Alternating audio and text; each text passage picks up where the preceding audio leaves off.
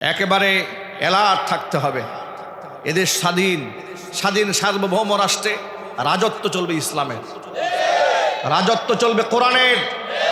এখানে গীতার রাজত্ব চলবে না, এখানে ভারতের রাম বামদের রাজত্ব চলবে না, এখানে কাদিয়ানি সাদিয়ানিদের রাজত্ব চলবে না। এ কোরআন সুন্নাহর রাজত্ব চলবে, হক্কানি আলেমদের রাজত্ব চলবে। আল্লাহর রাজ জমিনে কায়েম হবেই হবে ইনশাআল্লাহ। রমজানে ঢাকা বিশ্ববিদ্যালয়ে কোরআন তেলাওয়াত করেছে ছেলেরা। বিশ্ববিদ্যালয়ের ভিসি ছেলেদেরকে ডেকেছে, এই ছেলেরা কোরআন শরীফ পড়লা কেন? বিশ্ববিদ্যালয়ে কি কোরআন শরীফ পড়া জায়গা নাকি, কি মাদ্রাসা নাকি? নাউজুবিল্লাহ বলবেন না। দেশ স্বাধীন হওয়ার পরে এদেশের সোনার ছেলেরা জবাবটা কি দিয়েছে, কত ভালো লাগছে দেখে। ওরা ওই উস্তাদের সাথে বেয়াদবি করে না। যে উস্তাদ তাদেরকে কোরআন তেলাওয়াতে বাধা দিয়েছিল, সেই ভিসিকে তার চেয়ারে বসিয়ে ছাত্ররা চতুর্দিক থেকে দাঁড়িয়ে দাঁড়িয়ে কোরআন শরীফ পড়া শোনাইছে। ওদের মনে কত কষ্ট, কত আঘাত, যা আমাদেরকে তোমরা রমজানে তেলাওয়াতটা পর্যন্ত করতে দাও নাই, ইফতার মাহফিল করতে দেয় নাই, সিরাত মাহফিল করতে দেয় নাই, অথচ সেই বিশ্ববিদ্যালয়ে রমজান মাসে হোলি উৎসব হয়েছে। এগুলো আমাদের দেখতে হয়েছে। আর এই সমস্ত কথা যদি আমরা প্রতিবাদ জানাতাম, তাহলে এই হচ্ছে মৌলবাদ। মানে ওরা আমাদের ইসলামকে জবাই করবে, কাটবে, ইসলামী সংস্কৃতি আগুন লাগায় পুড়ায় ফেলবে। আপনি কিচ্ছু বলতে পারবেন না, কারণ তারা ভারতের কাছে বিক্রি হয়ে গিয়েছে। কথা ঠিক নেবে ঠিক। আর এগুলো আমরা বলি বলে আমরা খারাপ, ঠিক না? এখন আপনাদের কাছে সবিনয় আরজ, এগুলা কি আমাদের বলার দরকার আছে না নাই? কেউ যদি কোনো জায়গায় কোনো সেক্টরে ইসলামের সাথে এমন ব্যবহার, এমন বৈষম্য করে, তাহলে কি সেই ক্ষেত্রে আমরা আমাদের জবান খুলবো না, প্রতিবাদ জানাবো না? এই প্রতিবাদের পক্ষে কারা কারা আছেন আমি দুহাত দেখতে চাচ্ছি।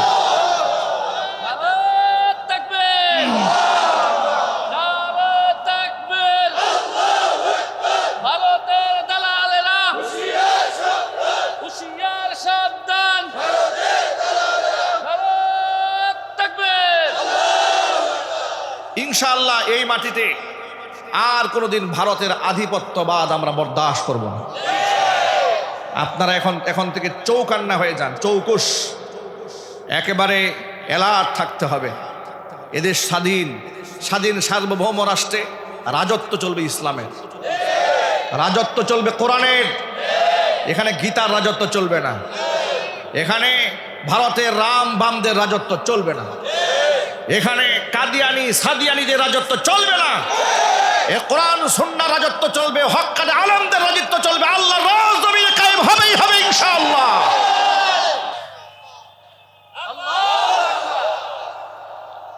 আমার প্রিয় ভাইয়েরা,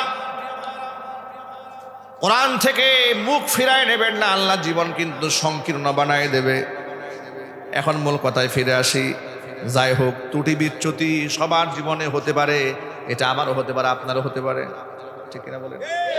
আমরা তো মানুষ, আমরা কেউ ভুলের ঊর্ধ্বে নয়। ধরেন যারা এগুলা করেছে, তাদের কি শুধরানোর সময় আছে না, সুযোগ আছে না? তারা যদি এখনো তওবা করে, খালেস দিলে, সঠিক পথে ফিরে আসে, আল্লাহ পাক তাদেরকে মাফ করে মর্যাদার আসনে উঠাই দেবেন।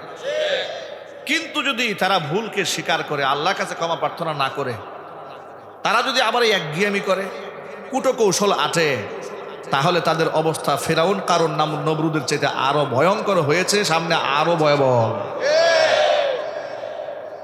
কোরআন মাজিদ আল্লাহ রাব্বুল আলামিন আয়াতের মধ্যে বলেছেন, মুত্তাকি ব্যক্তিরা, মানুষ যেহেতু ভুল হতে পারে, মুত্তাকি মানে বেগুনা মাসুম না। এ কথা খুব ভালো করে মনে রাখেন। মুত্তাকি মানে বেগুনা মাসুম না। মুত্তাকি মানে এমন না যে গুনাহ করেই না। গুনাহ করবেন না তো মাফ চাবেন কি? আপনি গুনাহ তো হয়ে যেতে পারে, অনাকাঙ্ক্ষিত শয়তানের ধোঁকায় পড়ে, শাহওয়াতুন নাফস, আপনি গুনাহ করে ফেলতে পারেন। এই ভুল আমার দ্বারা হতে পারে, কিন্তু ভুল হওয়ার পরে আমি কাজটা করেছি কি, এটা হচ্ছে আল্লাহ পাক দেখতে চান। আল্লাহর হাবিব সাল্লাল্লাহু আলাইহি সাল্লাম বলেছেন, হাদিসটা মুসলিমে আছে, তোমরা যদি কোনো পাপ না করতে, তাহলে তোমাদেরকে আল্লাহ মিটাই দিয়ে এমন জাতি নিয়ে আসতেন যারা পাপ করে আল্লাহর কাছে কান্নাকাটি করে। ভুল হয়ে যাওয়া অসুবিধার কিছু না। আল্লাহ রাসূল সাল্লাল্লাহু আলাইহি সাল্লাম বলেছেন, কুল্লু বানি আদম খাত্তাউন ওয়া খায়রুল খাত্তাঈনা আত-তাওয়াবুন। প্রতিটা আদম সন্তান ভুল করে, কিন্তু তাদের মধ্যে শ্রেষ্ঠ তারা যারা ভুল শুধরায় তওবা করে আল্লাহর দিকে ফিরে আসে। বরং এমন হয়েছে, ভুল করার আগ পর্যন্ত মর্যাদা যা ছিল, ভুল করার পরে কান্নাকাটি এত বেশি করছে, আল্লাহ এমন পবিত্র তাকে বানিয়েছে, সাক্ষাৎ আল্লাহর ওলি হয়ে গেছে। আল্লাহু আকবার বলেন। এমন হাজারো ঘটনা আছে না নাই? আমি কোরআন মাজিদে সূরা আলে ইমরানের যে আয়াতে কারিমা আপনাদের সামনে তেলাওয়াত করেছি, আল্লাহ রাব্বুল আলামিন আয়াতের মধ্যে বলছেন, ওয়াল্লাযীনা ইযা ফাআলু ফাহিশাতান আও যালামু আনফুসাহুম, যদি কেউ জিনা ব্যভিচার করে ফেলে, আও যালামু আনফুসাহুম, অথবা ব্যভিচার ছাড়া অন্য কোন কবিরা গুনাহ করে নিজের উপর যদি কেউ জুলুম করে ফেলে, যাকারুল্লাহ, যখন তারা আমি আল্লাহর কথা মনে হয় তার, ফাস্তাগফারু লিযুনুবিহিম, এই অপরাধের জন্য তারা আমি আল্লাহর কাছে ক্ষমা প্রার্থনা করে। ওমাই ইয়াগফিরুয যুনুবা ইল্লাল্লাহ, আর আমি আল্লাহ ছাড়া পাপ কেউ ক্ষমা করতে পারে না। কোনো পীর সাহেব কি মানুষের গুনাহ ক্ষমা করতে পারবে? গুনাহ কে ক্ষমা করেন? আল্লাহ পাক ক্ষমা করেন। আল্লাহ পাক বলেন, ওয়ালাম ইউসিররু আলা মা ফাআলু ওয়া হুম ইয়ালামুন, যে অন্যায় সে করেছিল জেনে শুনে সে অন্যায়ের উপর সে আর অবিচল থাকে না। এই যদি হয় কারো অবস্থা, তাহলে কি হবে? পুরস্কার শোনো, উলাইকা জাযাউহুম মাগফিরাতুম মির রাব্বিহিম ওয়া জান্নাতুম তাজরি মিন তাহতিহাল আনহার খালিদিনা ফিহা ওয়া নি'মা আজরুল আমিলিন।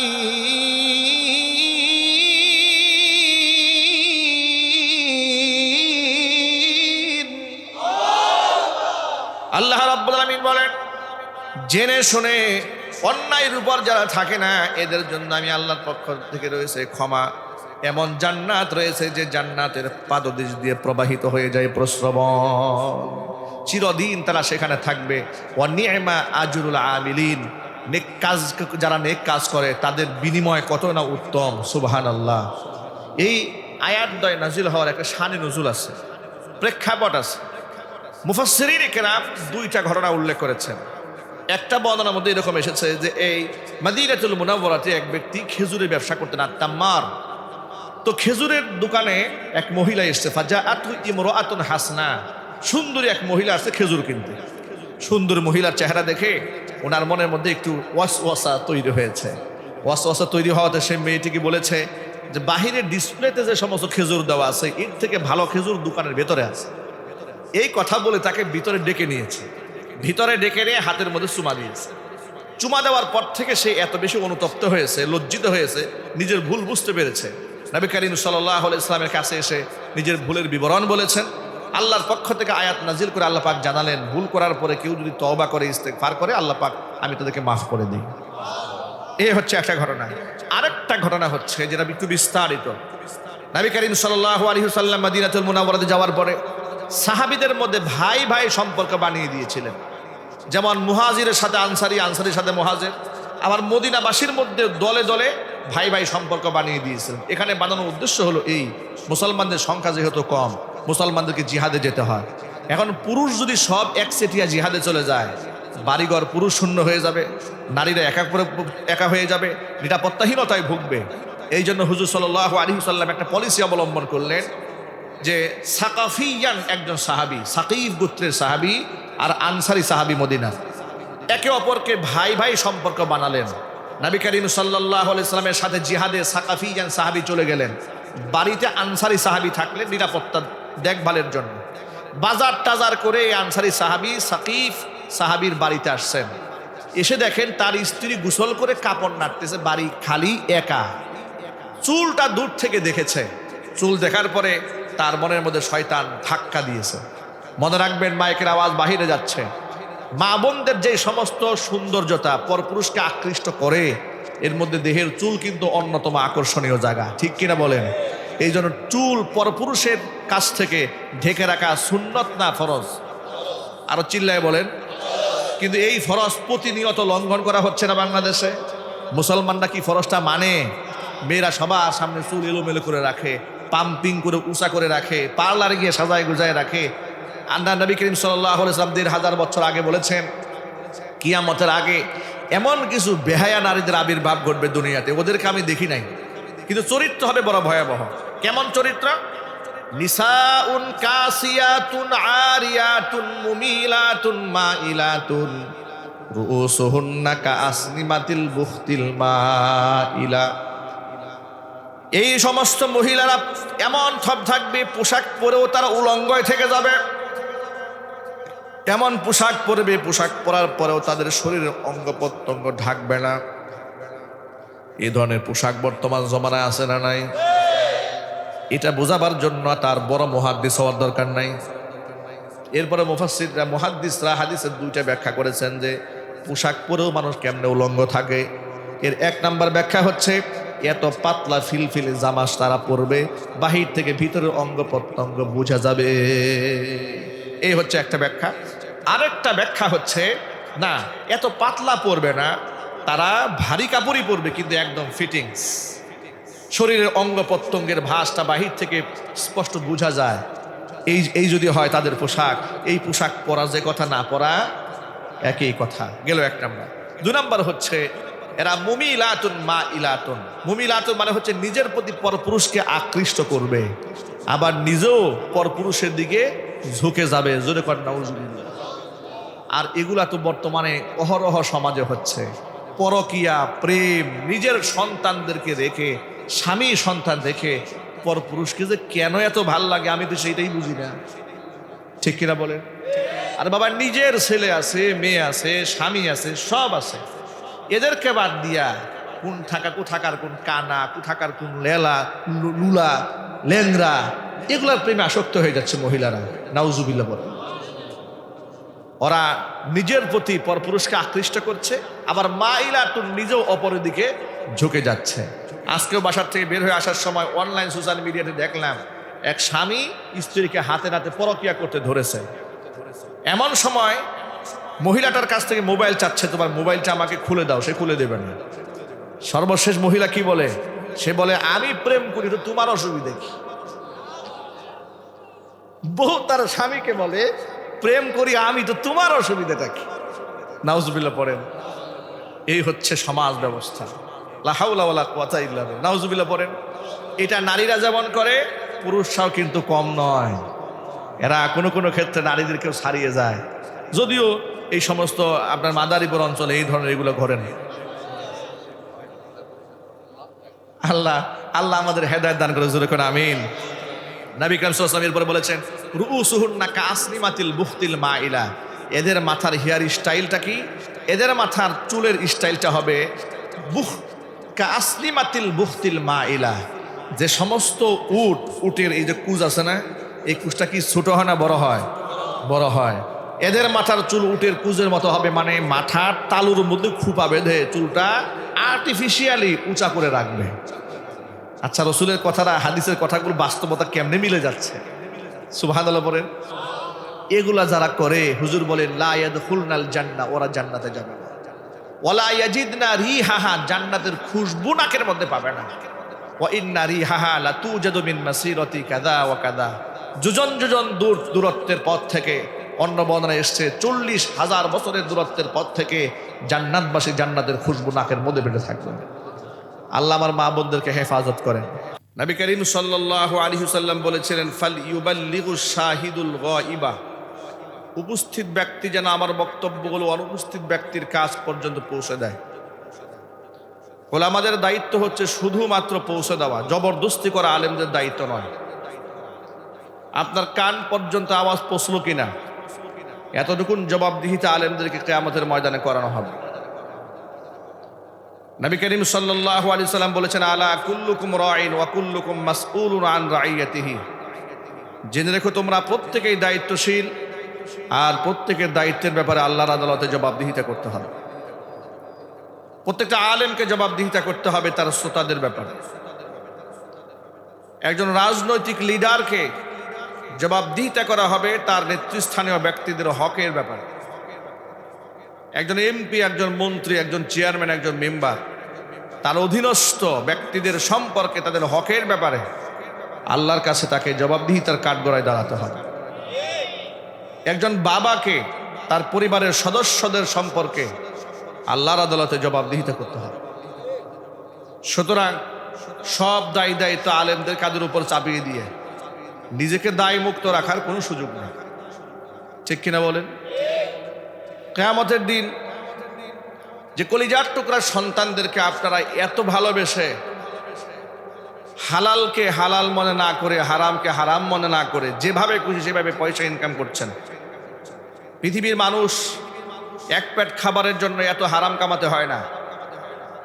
একটা পাখি সকালবেলা খালি পেটে বের হয়, সন্ধ্যাবেলা ভরপুর পেট করে আল্লাহ পাক গন্তব্যে পৌঁছে দেন।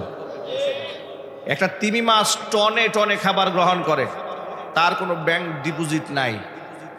রিজিকের ফয়সালা কার হাতে? বনের একটা সিংহ, একটা বাঘ, তার কোনো ব্যাংক অ্যাকাউন্ট নাই, তার কোনো খাদ্য গুদাম নাই। তাই বলে খাদ্য না পেয়ে অনাহারে অর্ধাহারে দুঃখে কষ্টে বাঘগুলা গলার মধ্যে রশি দিয়া ঝুলতেছে, এমন কোনো ঘটনা ঘটে নাই। ওমা মিন দাব্বাতিন ফিল আরদি ইল্লা আলাল্লাহি রিজকুহা। যদি সমস্ত কিছু রিজিক আল্লাহর হাতে হয়ে থাকে, একটা বাঘ ব্যাংক ডিপোজিট ছাড়া চলে, একটা সাপ ব্যাংক ডিপোজিট ছাড়া চলে, একটা পাখি ব্যাংক ডিপোজিট ছাড়া চলে, কোনো খাজানা নাই। তাকে যদি আল্লাহ পাক চালাতে পারেন, এগুলো তো আশরাফুল মাখলুকাত নয়। মানুষ আশরাফুল মাখলুকাত, সৃষ্টির সেরা। সুবহানাল্লাহ বলেন। প্রাণীগুলো খাবার গ্রহণ করে, খাবারের কাছে মুখটা নিয়ে খাবার খেতে হয়। মানুষ আশরাফুল মাখলুকাত, আল্লাহ পাক এমন সম্মান দিয়েছেন, তার মুখটা নত হয়ে খাবারের কাছে যাবে না। এমন সুন্দর হস্ত ব্যবহার দিয়েছেন, হাত দিয়ে খাবারটা তার মুখের কাছে চলে আসবে। আল্লাহু আকবার বলেন। ওয়ালাকাদ কাররামনা বানি আদম, বনি আদমকে আমি সম্মানিত করেছি। ওয়া হামালনাহুম ফিল বাররি ওয়াল বাহরি, জলে স্থলে তাকে আমি পরিভ্রমণ করিয়েছি। এই সম্মানিত ব্যক্তি যাকে সৃষ্টিও করলেন মহাব্বতে, সর্বশ্রেষ্ঠ সৌন্দর্যতা দিয়ে। লাকাদ খলাকনাল ইনসান ফি আহসানি তাকবীর, সর্বশ্রেষ্ঠতম সুন্দর চেহারা আল্লাহ পাক দিলেন, মর্যাদা দিলেন, ইলম দিলেন, আকল দিলেন, জ্ঞান দিলেন, বুদ্ধি দিলেন। সব কিছু দেওয়ার পরে আসমান থেকে ফেরেশতার মাধ্যমে কিতাব নাজিল করলেন, বুঝায় দেওয়ার জন্য আম্বিয়া আলাইহিমুস সালাতু ওয়াস সালামদেরকে পাঠালেন। তার অনুপস্থিতিতে তার ওয়ারিস উলামাদেরকে পাঠিয়ে দিলেন বুঝানোর জন্য। এত কিছু বুঝানোর পরেও যে মানুষ আল্লাহ থেকে মুখ ফিরিয়ে নেয়, এত কিছু দেওয়ার পরেও যে ব্যক্তি রব চিনে না, আল্লাহ চিনে না, তার চাইতে পুরা কপাল হতভাগা কি আর কেউ হতে পারে? এজন্য কোরআন মাজিদে আল্লাহ পাক বলেন, ওয়ামান আ'রাদা আন যিকরি ফাইন্না লাহু মাঈশাতান দানকা ওয়া নাহশুরুহু ইয়াওমাল কিয়ামাতি আ'মা ক্বালা রাব্বি লিমা হাশারতানি আ'মা ওয়া ক্বাদ কুনতু বাসীরা। ওয়ামান আ'রাদা আন যিকরি, যে ব্যক্তি আমার কোরআন থেকে মুখ ফিরিয়ে নেবে, আমি আল্লাহ থেকে যেই ব্যক্তি মুখ ফিরিয়ে নেবে, ফাইন্না লাহু মাঈশাতান দানকা, শাস্তি তো দুই ধরনের আছে। তাৎক্ষণিক নগদ একটা শাস্তি তাকে আমি দুনিয়াতে দেব। কথাটা খুব ভালো করে মনে রাখবেন। যারা পাপিষ্ঠ ব্যক্তি, কোরআন মুখী জীবনযাপন করে, যারা কোরআন থেকে বিমুখ জীবনযাপন যারা করে, কোরআন বিমুখ জীবনযাপন যারা করে, ইসলাম বিমুখ জীবনযাপন যারা করে, এদের পৃথিবীতে একটা নগদ শাস্তি আছে। আল্লাহ পাক বলেন সেই শাস্তি হচ্ছে ফাইন্না লাহু মাঈশাতান দানকা, ওর জীবনটাকে আমি সংকীর্ণ বানাই দেব। দুইয়িকাতিল আরদু বিমা রাহাবাত, প্রশস্ত জমিন তার কাছে সংকীর্ণ হয়ে যাবে। পৃথিবীতে সব থাকবে, তারপরেও সে নাই নাই নাই নাই তার বন্ধ হবে। ঠিক কিনা বলেন? তার ক্ষমতা থাকবে, টাকা থাকবে, আধিপত্য থাকবে, হতাশা তাকে ছাড়বে না, পেরেশানি তাকে ছাড়বে না, তার ভিতরে শুকুর থাকবে না, অস্থিরতা তার মধ্যে কাজ করবে, তাকে যদি জিজ্ঞেস করেন 100 কোটি টাকার মালিক, জিজ্ঞেস করেন ভাই আছেন কেমন, আর বলবেন না ভাই যে দৌড়ানি পুলিশে, ঠিক কিনা বলেন? মন্তব্য একটা করে ফেলবেন, আর বলবেন না ভাই ওই ফ্যাক্টরি নিয়ে খুব টেনশনে আছি, ব্যাংক নিয়ে খুব সমস্যা আছি, ছেলে পেলে নিয়ে খুব সমস্যা আছি, 5টা ছেলে তার 6টায় গাঁজা খায়, ঠিক না? বউ 3টা আছে লিস্টেড, আর আনলিস্টেড তো হিসাব নাই, এত বউ দিয়েও সুখ হচ্ছে না, ঠিক না? ফাইন্না লাহু মাঈশাতান দনকা, জীবন হবে একদম সংকীর্ণ। দুনিয়ার শাস্তি এটা, পৃথিবীর ইতিহাস সাক্ষী। চতুর্দিকে তাকায় দেখেন, বাস্তবতা মিলাই নেন। নামের তালিকা বলতে গেলে অনেক আঘাতপ্রাপ্ত হবেন, এই জন্য নামগুলো আমি বললাম না। তাদের সব আছে, তাদের সব আছে, থাকার পরেও তারা অশান্তির আগুনে জ্বলে পড়ে ছাই হয়ে যাচ্ছে। তাদের সব আছে, তাদের প্রশংসায় পঞ্চমুখ ছিল গোটা দুনিয়া। পৃথিবীর মাটি তাদের জন্য আল্লাহ এমন সংকীর্ণ বানিয়েছেন, কোনো মাটি ওদের নিতে চায় না। এদেরকে সৌদি আরব নিতে চায় না, দুবাই নিতে চায় না, আমেরিকা নিতে চায় না, ইংল্যান্ড নিতে চায় না, কানাডা নিতে চায় না, জার্মান নিতে চায় না। রিফিউজির মতো, এতিমের মতো, ভিক্ষুকের মতো কোথায় পালায় পালায় বেড়াতে হয়। কথা ঠিক না ঠিক?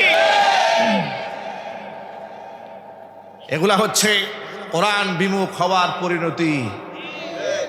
ফানজুর কাইফা কানা আকিবাতুল মুকাদ্দিবিন, মিথ্যা প্রতিপন্নকারী ব্যক্তিদের পরিণতি কি হয়েছে একটু দেখো। ফানজুর কাইফা কানা আকিবাতুল মুজরিমিন, অপরাধীদের শেষ পরিণতি কি হয়েছে দেখো। এগুলা নিদর্শন, এগুলা দেখে শিক্ষা গ্রহণ করতে হবে। কোরআনে কারীম এগুলা সৌভাগ্যের লক্ষণ। আলেম ওলামাদেরকে ভালোবাসা সৌভাগ্যের লক্ষণ। পৃথিবীতে যার সাথে মহব্বত থাকবে, পরকালে তার সাথে আল্লাহ হাসর নসিব করাই দেবেন। আর সে আলেমদেরকে আপনি বানাবেন দুশ্মন, সে আলেমদেরকে বলবেন জঙ্গি, বলবেন তালেবান, বলবেন রাজাকার, বলবেন আলবদর, বলবেন রাষ্ট্রদ্রোহী। কথা বলতে হবে তো ভাই, এগুলা বলা হয় নাই? এগুলা যারা বলে অপমান, লাঞ্ছনা, গঞ্জনা আল্লাহর পক্ষ থেকে অবধারিত হয়ে যায়। এটা আপনি পুলিশ দিয়া, র্যাব দিয়া, বিজিবি দিয়া, আমেরিকা দিয়া, ভারত দিয়া ঠেকায় রাখতে পারবেন। 1500 বছর আগে আল্লাহর নবীর ভবিষ্যৎবাণী শোনায় দেয় আপনাদের কি? হুজুর বলেছেন কুন আলিমান, সম্ভব হলে নিজে আলেম হও, যেহেতু আলেমদের বিরাট মর্তবা। আলেমদের কত মর্তবা, আলেমরা রাস্তায় হেঁটে গেলে সমুদ্রের মাছ পর্যন্ত আলেমদের জন্য মাগফিরাতের দোয়া করে, গর্তের পিঁপড়া পর্যন্ত আলেমদের জন্য দোয়া করে। সুবহানাল্লাহ। আল্লাহ নবী বলেন, শোনো, আমি নবীর মাঝে আর আলেমদের মাঝে কতটুকুন পার্থক্য এতটুকুন, আমার কাছে ওহী আসে আর আলেমের কাছে ওহী আসে না। আল্লাহু আকবার বলো। এরপরে আল্লাহ নবী সাল্লাল্লাহু আলাইহি ওয়াসাল্লাম আরো কঠিন করে আলেমদের মর্তবার কথা বললেন, বড় করে বললেন, ফাদলুল আলিমি আলাল আবিদি কাফাদলি আলা আদনাকুম। ও সাহাবীরা, তোমাদের মধ্যে সবচেয়ে নিম্ন তবকার সাহাবীর উপর আমি রাসূলের মর্যাদা যেমন, দুনিয়ার সাধারণ আবেদের তুলনায় একজন আলেমের মর্তবা আল্লাহর কাছে ঠিক তেমন। আরেকটু বড় করে হুজুর বললেন, শোনো, কিয়ামতে 3 শ্রেণীর মানুষকে আল্লাহ তাআলা সুপারিশ করার সুযোগ দেবেন। ইয়াশফাউ ইয়াউমাল কিয়ামাতি সালাসাতুন। কয় শ্রেণী? 3 শ্রেণী। 1 নাম্বার হচ্ছে আল আম্বিয়া, নবীগণ আল্লাহর দরবারে সুপারিশকারী হবেন। 2 নাম্বার সুম্মাল উলামা, নবীদের পরে আল্লাহ তাআলা আলেমদের মর্তবা বৃদ্ধি করে তাদেরকে সুপারিশ করার সুযোগ তৈরি করে দিবেন। 3 নাম্বার সুম্মা শুহাদা, এরপর আল্লাহ তাআলা শহীদদেরকে পারমিশন দিবেন সুপারিশ করার জন্য। এর মানে শহীদের মর্যাদার চাইতে আল্লাহ আলেমের মর্তবা কিয়ামতে উপরে উঠাইয়া দিবেন। ইউকালু লিল আবিদি, যারা আবেদ বান্দা, যারা ইবাদত গুজার বান্দা, যারা ওই সমস্ত ব্যক্তিদেরকে বলা হবে উদখুলুল জান্নাত, জান্নাতে ঢোকো। ওয়া ইউকালু লিল আলিমি কিফ ওয়াশফা লিন নাস, আলেমকে বলা হবে না একেবারে একাকী জান্নাতে যাও, এই সুযোগ আলেমকে দেওয়া হবে না, আলেমকে দেওয়া হবে কিফ ও আলেম তুমি দাঁড়াও। তোমাকে এই মর্যাদা দেওয়া হয়েছিল একাকী স্বার্থপরের মতো জান্নাতে যাওয়ার জন্য নয়। তোমার তো বিরাট তবাকাত, বিরাট মর্তবা, বিরাট মর্যাদা। ওয়াসফা লিন্নাস, মানুষের জন্য তুমি সুপারিশ করো। আলেমদের সুপারিশ, তাদের তবকাত এত বেশি হয়ে যাবে, হুজুর বলেছেন ওয়ালাউ কানা আদাদুহুম আদাদান নুজুম। যদি আলেমদের সুপারিশকৃত ব্যক্তিদের সংখ্যা আসমানের নক্ষত্র সমতুল্যও হয়, মানে হচ্ছে ব্যাপক হারেও যদি হয়, আমভাবেও যদি হয়, নক্ষত্র সমতুল্য ব্যক্তিদেরকে আল্লাহ তাআলা আলেমদের সুপারিশে কিয়ামতে মাফ করে দিবেন। এত মর্তবা আলেমের, আর আপনি সে আলেমকে সহ্য করতে পারেন না, তাদেরকে রাষ্ট্রের বোঝা মনে করেন। তাদের একটা মাদ্রাসা তৈরি করলে আপনি বললেন যে এখানে জঙ্গি ট্রেনিং হয়। কথা বলেন ভাই। আমার ঘরে আমি কাল্পনিক গল্প শোনাচ্ছি না আপনাদের। আমার ঘরে গিয়ে দেখি লাইব্রেরি ভরা কিতাব আছে। এখানে আরবি কিতাব আছে, তাফসীর কিতাব আছে, উলুমুল হাদিসের কিতাব আছে, তারিখ ইতিহাসের কিতাব আছে, বাংলা আছে। বাংলা তো দেখে বুঝে ফেলেছে, ইংলিশটা বুঝেছে, আরবি তো আর বুঝে না। ফোন দিয়া বলে, স্যার মাদানী হুজুরের ঘরে যে কি কি লেখা বই, কিছু বুঝতে পারতেছি না। অনেক কিছু আছে, এটা হলো আমার অপরাধ। অনেক কিছু আছে আমার ঘরে যেগুলো ওরা বুঝে না, এটা আমার বিরাট অন্যায় হয়ে গেছে। এই অপরাধে আমাকে মাসের পর মাস আমাকে বাড়ি ছাড়া করে রেখে দিয়েছে, বাড়িতে ঢুকতে দেয় না। আমার ঘরে এত কিতাব কেন? যারা ভুক্তভোগী এরা বুঝে মাজলুম কতটা কষ্ট পেয়েছে। এটা আমার মতো মাজলুম যারা, তারা বুঝে। যারা মুছে তেল মেরে ঘুরিয়ে বেরিয়েছে তারা কোনোদিন বুঝতে পারবে না। মাজলুমের মনের কষ্ট তারা কোনোদিন বুঝবে না। আমরা অনেক সময় ওয়াজ মাহফিলে বলতে চাই না, মন থেকে ভেতর থেকে কথা একদম বলকায় বের হয়ে আসে, এমনি আসে না। জুলুম আর নির্যাতনে এত সহ্য করেছি, এগুলা তো বলতেও পারি নাই আগে। অবস্থা এমন ছিল যে ওরা আমাদেরকে মারবে, আপনি কাঁদতেও পারবেন না। অন্তত পক্ষে এখন তো কান্না করার সুযোগ হয়েছে, কিন্তু কিছু কিছু লোক আমাদের কান্নার আওয়াজ শুনতেও কষ্ট পায় এখন। কথা ঠিক না বেঠি? এগুলা মুনাফেক। এগুলা কি? আমি আপনাদেরকে, আমি জানি না এখানে কে আওয়ামী লীগের লোক আছেন, কে বিএনপি, কি জামাত, কে জাতীয় পার্টি, জানিও না, জানার প্রয়োজনও মনে করি না। আমার এই কথা সকলের জন্য। আমি সকলের কাছে উদাত্ত আহ্বান জানাই বলছি, আচ্ছা আলেমদের সম্মান কি একটা রাজনীতিবিদদের চাইতে কম? দুনিয়াতে কম, কবরে কম, আখেরাতে কম, পুলসিরাতে কম। কিন্তু অনেক মাহফিলে আলেমদের নামের উপর দিয়ে মোটা অক্ষরে জালেমদের নাম না দিলে ওরা ওয়াজ করতে দেয় না। বেনামাজি, সুদের ব্যবসা করে, ঘুষ খায়, মিথ্যা কথা বলে, চুরি করে, বাটপারি করে, জেনা বদমাশি করে, ওয়াজের মঞ্চে তার নামটা সবার উপরে মোটা করে না দিলে এরপরে উনি মাহফিলেও যাবেন না, এরপরে মাহফিল বন্ধ করে দেবেন। এমন দুশ্চরিত্র লম্পট বদমাশগুলা এ বাংলাদেশে ছিল কিনা জোরে বলে। আল্লাহ হেদায়েত দান করে, জোরে কোন আমিন। আলেম ওলামাদের কত সম্মান দেখেন। আলেমদেরকে আল্লাহ তাআলা এতটা ইজ্জত দান করেছেন। নবী করিম সাল্লাল্লাহু আলাইহি সাল্লাম বলেছেন, কুন আলিমান, সম্ভব হলে নিজে আলেম হও। আলেম হতে পারো না, আও মুতাআল্লিমান, আলেমের ছাত্র হয়ে যাও। আমি বলতেছি নাকি? কে বলছেন? আল্লাহ রাসূল সাল্লাল্লাহু আলাইহি সাল্লাম বলেছেন, কুন আলিমান, তুমি আলেম হও। পারো না আলেম হতে, আও মুতাআল্লিমান, তা আলেমের ছাত্র হয়ে যাও। তাও পারো না, আও মুস্তামিআন, আলেমের শ্রোতা হও। আলেমদের কথাকে মূল্যায়ন করো, গভীর মনোযোগ সহকারে শোনো আলেমরা কি বলে। আলেমদের কথা শোনা। 4 নাম্বার, আও মুহিব্বান, আলেমদেরকে দিল থেকে মোহাব্বত করো। ওয়ালা তাকুনিল খামিস, 5 নাম্বার হয়েও না, মানে আলেমদের বিদ্বেষী হয়ে যেও না। ফাত্তাহালিক, তুমি ধ্বংস হয়ে যাবে। আলেম বিদ্বেষী যে হবে সেই ধ্বংস হয়ে যাবে। 1500 বছর আগে মুহাম্মদ রাসূলুল্লাহ সাল্লাল্লাহু আলাইহি সাল্লাম বলে দেওয়ার পরেও যারা রাসূলের কথাকে আমলে নেয় না, আলেম বিদ্বেষী হয়েছে। আল্লাহর কসম করে বলি, জুতা পিটা খাওয়া ছাড়া আর কোনো রাস্তা নাই। আলেম বিদ্বেষী হওয়ার কোনো সুযোগ নেই আপনাকে। আলেমরা কোরআনের ধারক এবং বাহক, আপনি বিদ্বেষী কেন হবেন? আপনি কেন তাদের বিদ্বেষী হবেন? আলেমরা কি অপরাধ করেছে? আলেমরা কুফরি সমাজ ব্যবস্থার বিরুদ্ধে কথা বলেছে, ঠিক কিনা বলেন?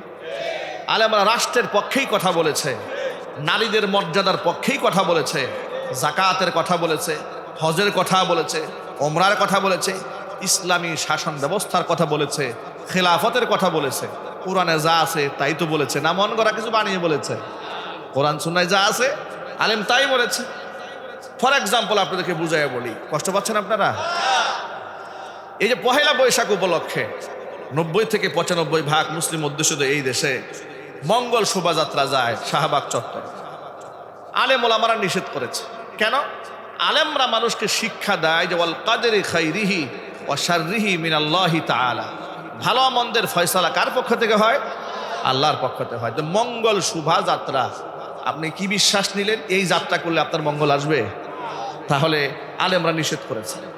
আলেমরা বলেছেন কোনো ছবি, কোনো প্রতিকৃতি এগুলো বানানো জায়েজ নাই, হারাম। আপনি বর্ষবরণ উপলক্ষে পেঁচার ছবি, হুতুম পেঁচার ছবি, এরপরে গায়ে আপনার ময়ূরের ছবি, বাঘের ছবি সব সুন্দর করে বানাইয়া মাথায় নিয়ে নিয়ে নাচতে থাকলেন, ঘুরতে থাকলেন। ইতিহাস একটু ভালো করে দেখবেন, বিধর্মীদের কাছে, মুশরিকদের কাছে পেঁচা এটা একটা দেবতা। সেই দেবতার প্রতিচ্ছবি নিয়ে অমুসলিম ঘুরতে পারে, কিন্তু মুসলমান তো ঘুরতে পারে না। আমি আপনাকে বারণ করলাম, আপনি শোনার পরে যেহেতু আপনি শাহবাগী নাস্তিক, আপনার কলিজায় আগুন লাগলো, আপনি আমাকে বললেন এটা হচ্ছে একটা মৌলবাদ। আচ্ছা, মৌলবাদ মানে এটা কি? ইসলামের মৌলিকত্ব আপনাদের সামনে আমি তুলে ধরেছি, ঠিক না? আচ্ছা, এগুলা যে করা যাবে না, ভাস্কর্য বানানো যাবে না, প্রতিকৃতি বানানো যাবে না, এটা কি আমার দাবি নাকি কোরআন সুন্নায় আছে? যদি কোরআন সুন্নায় থাকার সে কথাটাই যদি আমি বলি, তাহলে আমি কি মৌলবাদ হলাম না কোরআনের প্রচারক হলাম? কোরআন প্রচারক হলাম। এটা ওদের সহ্য হয় না। বাস, আমরা ওদের স্বার্থবিরোধী কথা বলেছি, এবার আমাদেরকে মৌলবাদ ট্যাগ লাগাই না। এখন আমি আপনাদেরকে কোরআন শরীফ থেকে একটা আয়াত কারিমা শোনাতে চাই। দেখেন আল্লাহ কি বলেছে। যেমন এই দেশে ভাস্কর্যের নামে রাস্তায় রাস্তায় মূর্তি বানানো হচ্ছিল রাষ্ট্রীয় অর্থায়নে। জেলা উপজেলাতে নির্দেশনা প্রদান করা হয়েছিল, পেছনে ছবি টাঙায় রাখা আইন করে দেওয়া হয়েছিল। হালাল না হারাম? আরো জোরে বলেন। অবাক হয়ে যাবেন, মসজিদ, এই যে উপজেলায় মসজিদগুলো করা হয়েছে, মডেল মসজিদ, এর যে অফিস আছে না, অফিস, সেই অফিসের মধ্যে ছবি ঝুলিয়ে রেখেছে। আজীব তামাশা। ছবি যেখানে টাঙায় রাখা হারাম, আপনি সেটা আইন করেছেন এটা করতে হবে, না হলে আপনার খবর আছে। এটা হলে তাগুত। তাগুত তাকে বলা হয় যে নিজে শরীয়ত বিরোধী কাজ করে, অন্যকে শরীয়ত বিরোধী কাজ করতে বাধ্য করে, এটাকে বলা হয় তাগুত। কোরআন শরীফে ফেরাউনের ব্যাপারে আল্লাহ পাক বলেছেন সে ছিল তাগুত, কারণ সে খোদাদ্রোহিতা করেছে। এখন মূর্তিটাকে পরিহার করার নির্দেশনা তো আর আমি দেইনি। 1500 বছর আগে দু জাহানের বাদশা রাহমাতুল লিল আলামিন বলেছেন, ইন্নামা আনা বুইস্তু বিকাসরিল আসনাম, পৃথিবীতে আমার আগমন ঘটেছে মূর্তিগুলাকে ভেঙে গুড়ায় দেওয়ার জন্য। গেল একটা হাদিস। কোরআন শরীফ আল্লাহ পাক কি বলেন শোনেন। আল্লাহ পাক বলেন, ইয়া আইয়ুহাল্লাযীনা আমানু ইন্নামাল খামরু ওয়াল মাইসিরু ওয়াল আনসাবু ওয়াল আজলামু রিজসুম মিন আমালিশ শাইতান ফাজতানিবুহু লাআল্লাকুম তুফলিহুন। চারটা জিনিস হচ্ছে শয়তানের নাপাক কর্মকাণ্ড। ইন্নামাল খামরু, নিঃসন্দেহে মদ, ওয়াল মাইসিরু এবং জুয়া, ওয়াল আনসাব এবং মূর্তি, ওয়াল আজলাম ভাগ্য নির্ধারণকারী তীর, এই চারটা জিনিস হচ্ছে শয়তানের নাপাক কাজ, এগুলা পরিহার করো। শয়তানের নাপাকি এগুলা, শয়তানের কি? এগুলা শয়তানের পায়খানা। এগুলা কি জোরে বলে? শয়তানের পায়খানা। রিজসুম মিন আমালি শাইতান, শয়তানের নাপাক কর্মকাণ্ড এগুলো। ফাজতানিবুহু, এগুলা বাদ দাও, পরিহার করো। লাআল্লাকুম তুফলিহুন, এগুলা বাদ দিলেই তোমাদের সফলতা আসবে। চিল্লায় কোন সুবহানাল্লাহ। প্রিয় ভাইরা, এগুলা বাদ দিলে সফলতা আসবে, এই বক্তব্যটা কার? এরপরে নবী করিম সাল্লাল্লাহু আলাইহি ওয়াসাল্লাম তিনি যখন কাবা বাইতুল্লাহতে ঢুকলেন মক্কা বিজয় করে, হাতের লাঠির ইশারা দিয়ে কোনো কোনো বর্ণনার মধ্যে সে আঘাত করে 360খানা মূর্তি ভেঙে চুরমার করে দিলেন। মূর্তির সাথে ইসলামের আদৌ কোনো সম্পর্ক আছে? আলেমরা এই কথাটা বললেন। ব্যাস, এই হুজুররা খারাপ। তারা মুক্তিযোদ্ধার বিশ্বাস করে না, চেতনা বিশ্বাস করে না, 71 বিশ্বাস করে না। ব্যাস, এগুলাকে আলাদা একটা সাইড বানায়। বাস্তবতা আছে না নাই? এই চেতনা ব্যবসা করে ধর্মটাকে সব সময় একটু ভিলেনভাবে জাতির সামনে উপস্থাপন করে। ধর্মের ব্যাখ্যাটাই এমনভাবে দেওয়া হতো যে ধর্ম আছে, অসুবিধা নাই, কিন্তু সেটা ব্যক্তি পর্যায়ে থাকবে। কোথায়? মসজিদের 4 দেয়ালের ভেতরে থাকবে, মাদ্রাসায় থাকবে, খানকায় থাকবে। কিন্তু এখান থেকে খবরদার, এটাকে 144 দ্বারা জারি করে দিলাম, এখান থেকে যেন ধর্ম কোথাও বের হইতে না পারে। ঠিক কিনা জোরে কন? এখন আমি আপনাদেরকে বলি, ধর্মটাকে আপনি 44 দ্বারা দিলে আল্লাহ তো আপনার জীবনটাকে 288 বানাই দিবে। ঠিক না? ধর্মের মধ্যে আপনি রেড অ্যালার্ট দিতে পারবেন না, কারণ ধর্মকার দিয়েছেন কাদের জন্য? পূর্ণাঙ্গ দিয়েছেন। জোরে কোন সুবহানাল্লাহ। এই কথাগুলো বললাম, আপনি আমাকে শত্রু বানাই দিলেন, আপনি আমাকে আঘাত করলেন, আপনি আমার সমালোচনা করলেন, আপনি আমাকে মৌলবাদ বলে গালি দিলেন। কি ফায়দা হলো? কাকে আঘাত করতে গিয়া আপনি কাকে খুশি করলেন? কাকে খুশি করতে গিয়ে আপনি কাকে আঘাত করলেন? একটুকে আন্দাজ করেছেন? আন্দাজ করেন না। অনেক সময় লোকেরা ক্ষমতার মোহে, ক্ষমতা দাম্ভিকতা মানুষকে এমন পর্যায়ে নিয়ে যায়, চোখের সামনে এমন কালো পর্দা পড়ে যায়, ভালোকে ভালো, মন্দকে মন্দ সে ভুলে যায়।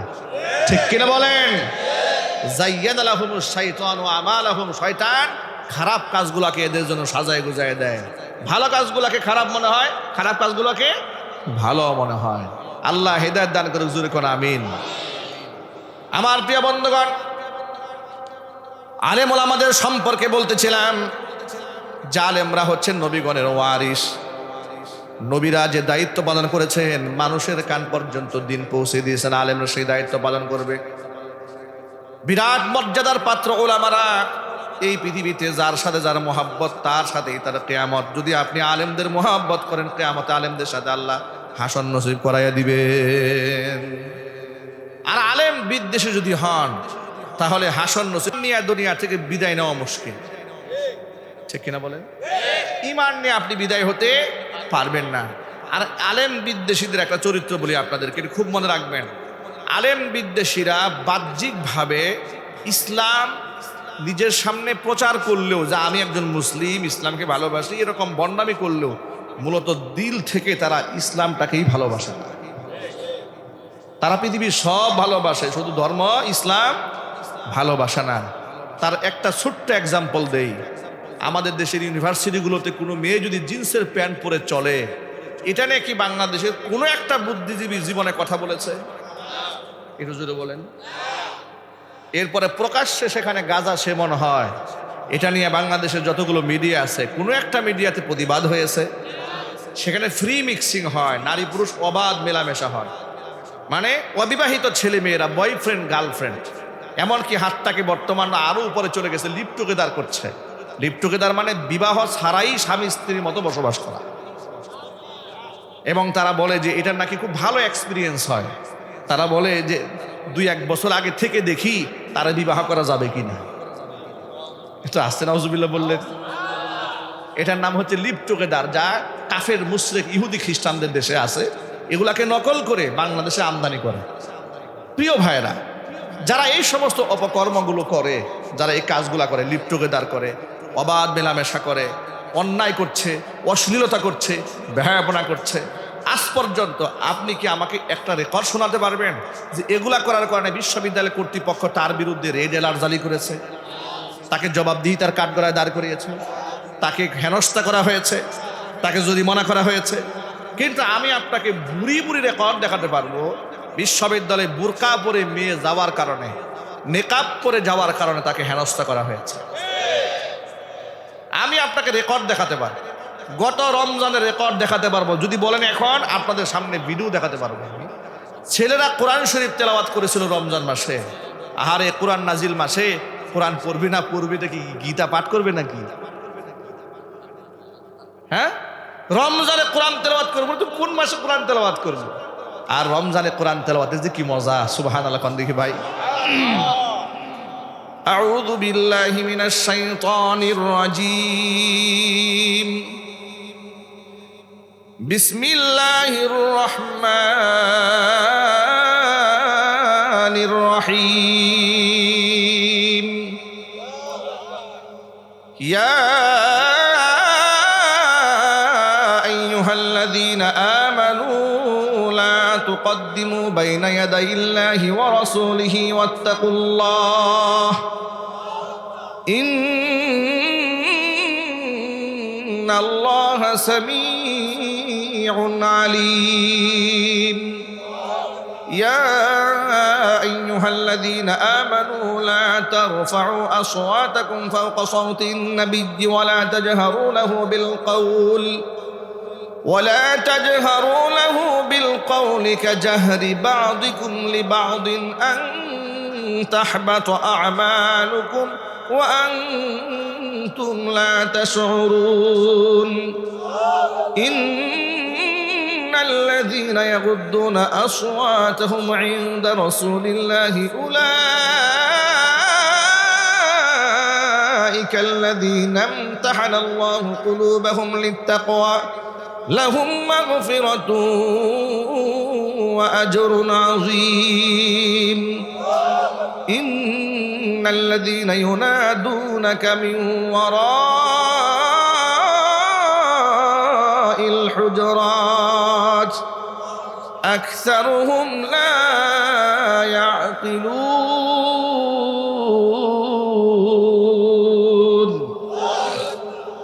কোরআন তেলাওয়াতের মজা আছে না? কোরআন মাজিদ রমজানে নাজিল হয়েছে। নবী করিম সাল্লাল্লাহু আলাইহি ওয়াসাল্লাম যতটুকু নাজিল হতো কোরআন, রমজানে জিবরাইল আলাইহিস সালাতু ওয়াস সালামের সাথে দাওয়ার করতেন, মানে জিবরাইলকে রিপিট করে তেলাওয়াত করে শোনাতেন। সুবহানাল্লাহ বলেন। সেই